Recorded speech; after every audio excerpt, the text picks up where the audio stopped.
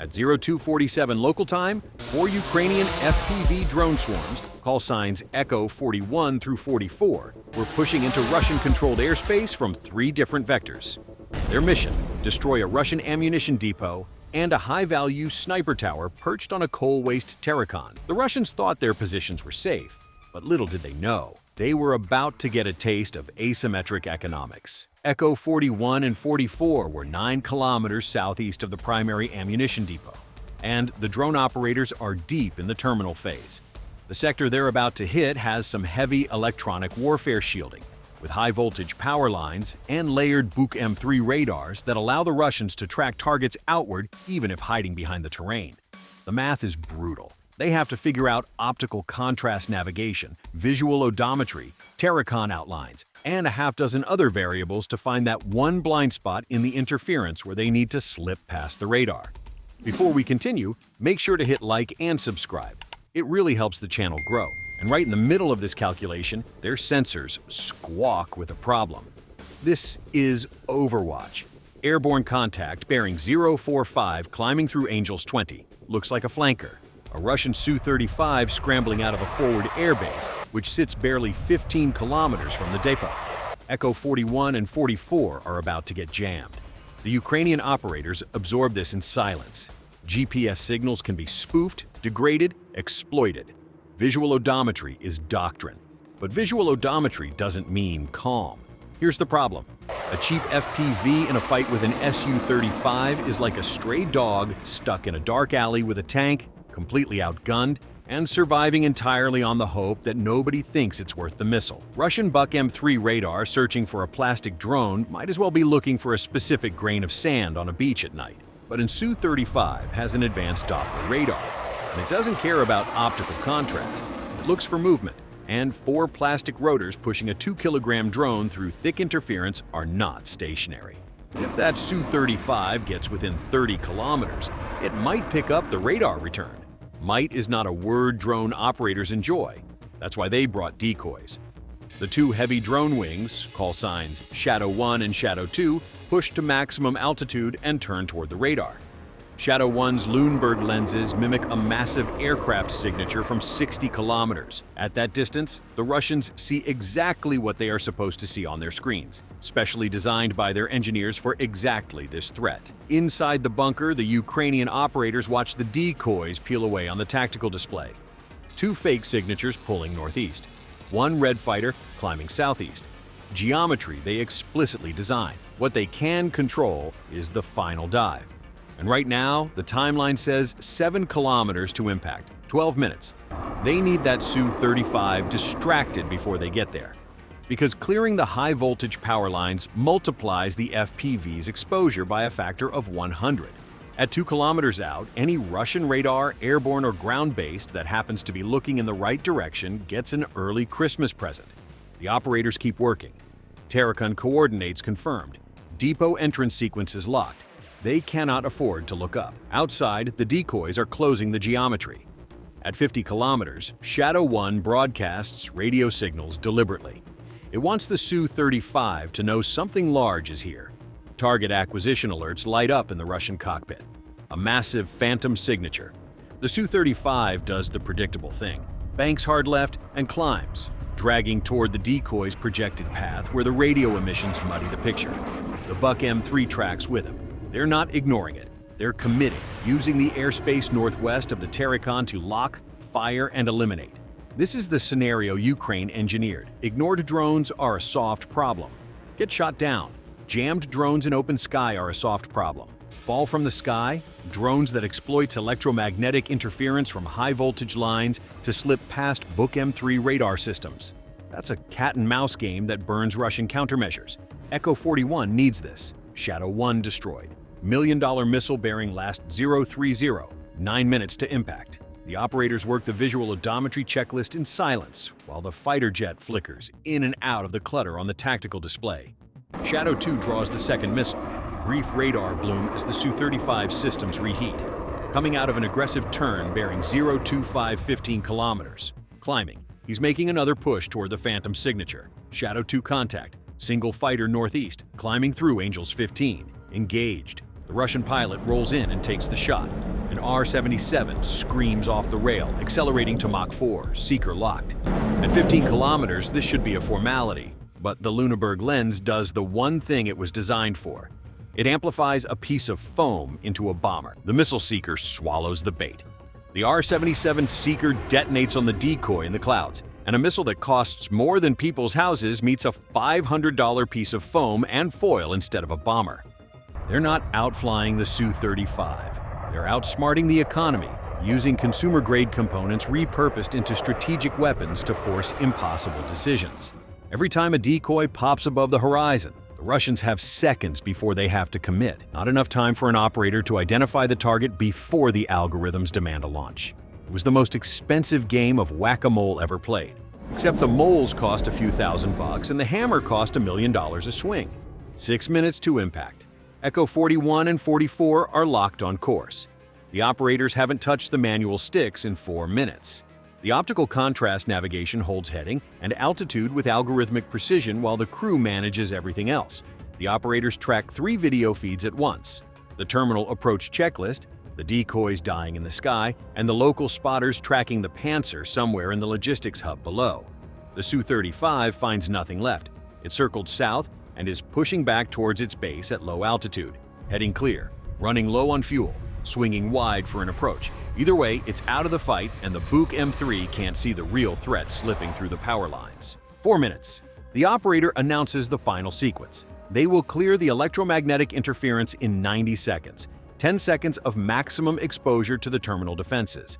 Everything in this drone, plastic frames, optical odometry, visual terrain matching, exists to keep the electronic signature at 0. Clearing the interference turns that 0 into a blip. The Pantsir radar spinning up, searching the clear air. The system broke its passive scan, went fully active in the terminal zone. The Ukrainian feed tracks the radar emissions spiking behind the Terracon. It's looking for them, a multi-million-dollar system playing hide-and-seek with plastic toys it was never designed for. Too advanced to ignore, too rigid in its algorithms to adapt. 2 minutes. The operator makes the call. The Pantsir is scanning below and ahead. Current geometry puts the drones right in its kill box. Radar detection at that range through clear air against an FPV at 50 meters. Likely, not guaranteed, but likely. The word drone operators expect. He clears the swarm to proceed at 0259. They clear the power lines. Terminal cameras spin up. Visual target acquisition confirmed on all feeds. Somewhere in the compound below, Russian air defense crews are still hunting for a bomber they can't see. They never will find it. But for 10 seconds, if the Pantsir happens to lock onto the exact right patch of sky, the FPVs are exposed. The FPVs dive into the Russian night. Each flight controller adjusts rotors 100 times per second, steering 2 kilograms of thermobaric explosive toward individual aim points spread across the coal waste Terracon. The drones hit terminal velocity. The swarm descends. The first 3 hit the sniper tower at maximum speed. Thermobaric warheads meet reinforced steel. The tower doesn't crack, it folds. Overwhelming pressure cascades down the structure, collapsing the sniper position instantly. The pattern repeats across the Terracon, 3 on each level. The defensive platforms designed to withstand artillery shrapnel instead collapse inward as the thermobarics punch through, then detonate inside.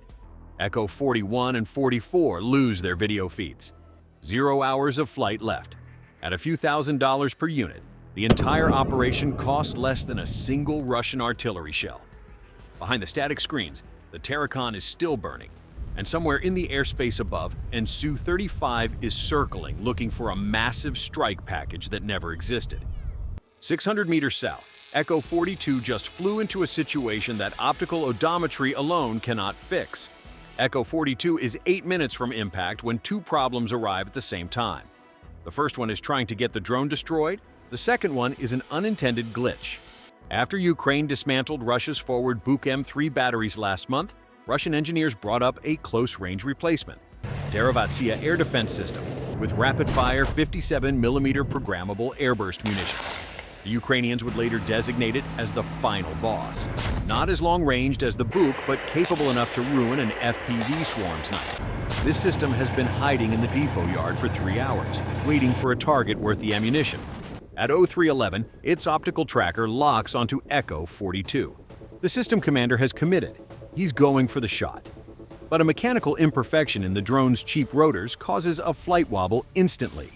This unpredictable, physical instability floods the targeting algorithms with enough erratic telemetry to turn the Derivatsia's predictive display into mathematical noise. A Russian operator that has been manually overriding the automated system for 90 minutes tries to input a firing solution via the console. The operator rolls the turret and prepares to fire, its 57mm cannon elevating and tracking. 7 seconds to impact. The drone operator is working a single aim point across the ammunition depot doors. One drone for the primary explosive stockpile, then the FPV drone aligned perfectly with the sniper tower 500 meters behind it, a high-value asset sitting directly in the line of fire.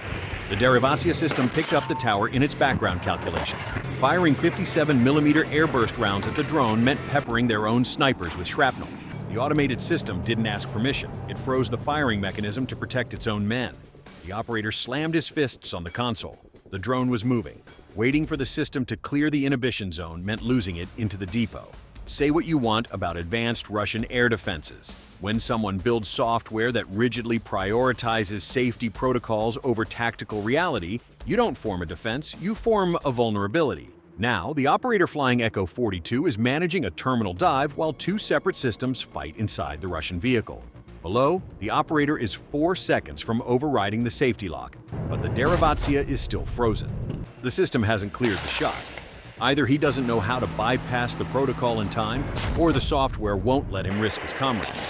The drone's cheap, wobbly flight path is keeping it perfectly aligned with the tower, degrading the firing solution, buying seconds. But safety protocols delay, they don't guarantee. If the Russian operator gets a manual override through the computer to fire before the drone arrives, a 57mm shell will be in the air with Echo 42's name on it. The operator is already moving, fingers twitching across the controller, guiding the drone inch by inch. He's done this in simulator courses nearly 100 times. Never while an anti-aircraft cannon is actively tracking his camera feed, the override status on the Derivatsia. The Russian commander screams in the radio. The drone is 2 seconds out. 1 second to impact. The FPV reaches the roof. The drone dips its nose and slides through the narrow window gap. 2 kilograms, cheap plastic frame, optically guided. It glides 60 feet and hits the ammunition pallets. The artillery shell's propellant ruptures. A catastrophic fireball whites out the video feed for 2 full seconds. The chain reaction is already lining up the rest of the depot. Outside the warehouse, the Derivatsia system finally clears. The computer doesn't care that the operator finally got his manual override 3 seconds too late. What the Russian operator didn't know is that the thermobaric blast wave expands like a grudge, even with the drone gone. Physics and pressure guide the shock wave to the exact spot the vehicle was parked 30 seconds ago. The depot detonates, and a month of Russian logistics becomes a debris field in the dirt. A multi-million-dollar air defense system answered by a drone that Ukrainian volunteers order the way most people order takeout. The final swarm dives in. The remaining drone operators have their targets locked. Their fingers haven't stopped moving since the first explosion lit up the sky. The secondary blasts hit the adjacent storage bays. The remaining logistics trucks scatter into the tree lines. They'll be somebody else's problem tomorrow. The surviving drones break high, surveying the damage. Echo swarm. Airspace open. Target destroyed. 60 seconds. The operators watch the mushroom cloud rise on their screens. They confirm the total loss of the depot. All drones expended perfectly. At 0317, the final assessment is clear. A massive logistics hub and a sniper tower erased. The depot does what depots do when you punch through their roofs with thermobaric warheads. Collapses outward, vaporizes itself entirely, wiping the grid. Steel and concrete cascading down to entomb everything inside. The operators cut their feeds. 300 kilometers away, the Russian command is waking up to a reality they didn't have to deal with yesterday. An enemy that isn't fighting fair in the open. This one is adapting. At 3:22 local time, the Russian generals can hear the disaster unfolding on the radio. The local commander's voice has an edge that wasn't there 20 minutes ago. Clipped, fast, the cadence of someone explaining losses they wish they weren't. Inside the command centers, Russian logistics officers were ordering new supplies as fast as their trains could roll. What they didn't know was that a group of drone pilots in a basement was counting their budgets and planning to bankrupt them. Multiple interceptors fired, costing millions to shoot down foam decoys. The math doesn't lie. That is Ukraine's true target, the Russian economic war machine. And it is actively bleeding millions of dollars in missiles, arcing out of expensive launch tubes on trajectories aimed at plastic drones worth less than an iPhone. At 0331, reconnaissance calls another Russian convoy moving. The drone operators mark the location, start the battery check. Echo swarm cleared hot. Video feeds open, maximum focus. The pilots lock in. Optical tracking, visual odometry, Terracon landmarks. Hands steady on the sticks. The plastic rotors spin. Connection confirmed on all drones. The first wave of FPVs drops toward the convoy. 90 seconds since the last depot explosion. The road below is packed. The next batch of ammunition still being pushed toward the front lines. The remaining drones walk across the supply routes in groups of 3. Northern Crossroad, Southern Bridge. 2 vital arteries for fuel and vehicle access. Each one becomes a graveyard under successive precision drone strikes. Burned metal and shredded tires cascading across the asphalt to seal the highway shut. The supply line goes silent. The Russian logistics officer, who's been calling for reinforcements for the last hour, pauses, waits, scans. No more trucks on the approach vector. The depot that was feeding artillery into the fight 5 minutes ago just went permanently dark. Tonight, they found out why traditional doctrines built for high-value threats fail against swarms of inexpensive, expendable systems. The rules of war went somewhere else, rewritten by cheap plastic and smart code.